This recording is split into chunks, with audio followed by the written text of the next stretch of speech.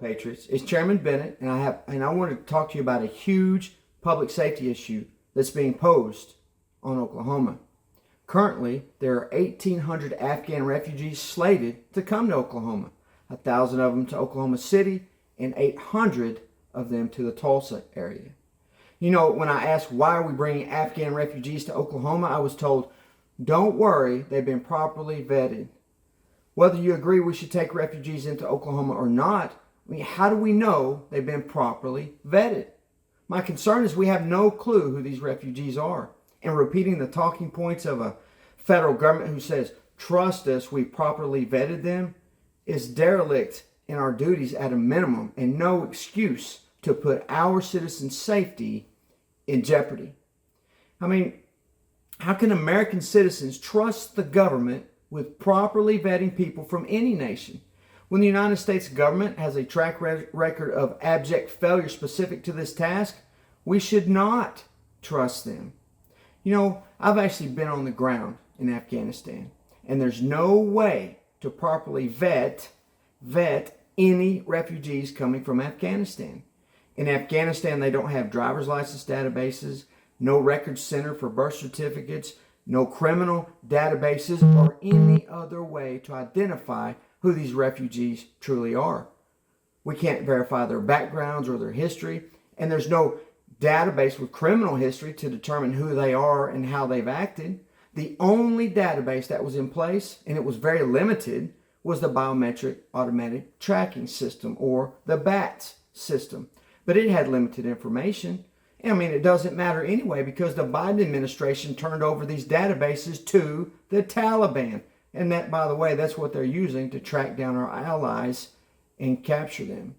So why would we even consider in any capacity bringing Afghan refugees to Oklahoma or the United States for that matter? Especially since there are still American citizens on the ground in Afghanistan. I mean, how do you vet people who cannot be positively identified by true name and date of birth? I mean, what does properly vetted even mean? Let me give you some examples of the catastrophic failures of how the United States government properly vets refugees.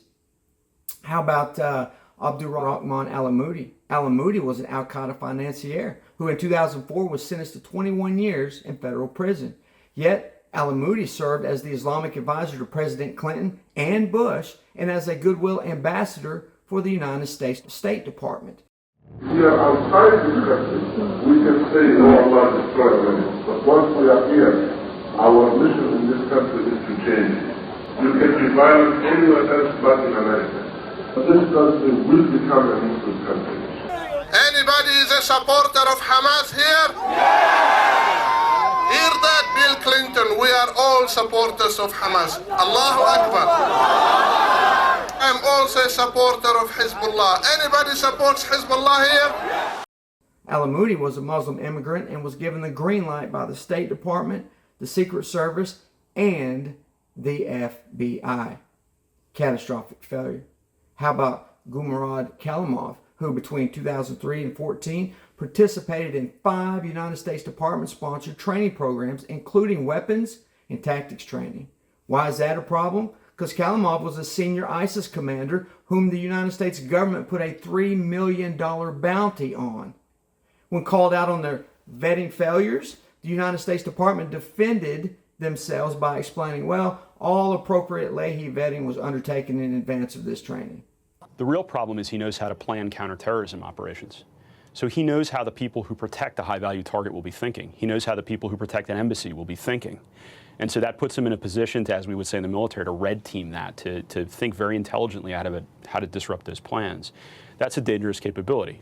Another ominous signal, Khalimov's threat against what he called American pigs. God willing, we will come to your cities, to your homes, and we will kill you. The State Department says all appropriate vetting of Khalimov was done before he came to the U.S. Tajik officials have so far not commented on this man or this video. Khalimov has another dangerous skill that goes beyond what he can do with a sniper rifle. In this video, he speaks Russian. Analysts say that's a marketing decision by ISIS to use him as a tool to recruit more fighters from Central Asia.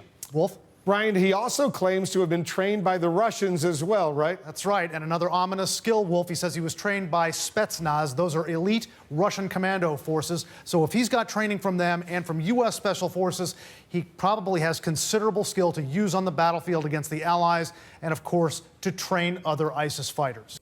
By the way, this is the same State Department that has told our governor that the refugees he's accepting have been properly vetted. These refugees cannot be properly vetted, and especially in this short amount of time. And we certainly shouldn't be welcoming them in with open arms when we can't possibly determine who they are. Instead of just carte blanche putting our citizens at risk by bringing in unvetted refugees, why don't we put our citizens first and spend taxpayer money on taking care of Oklahomans first?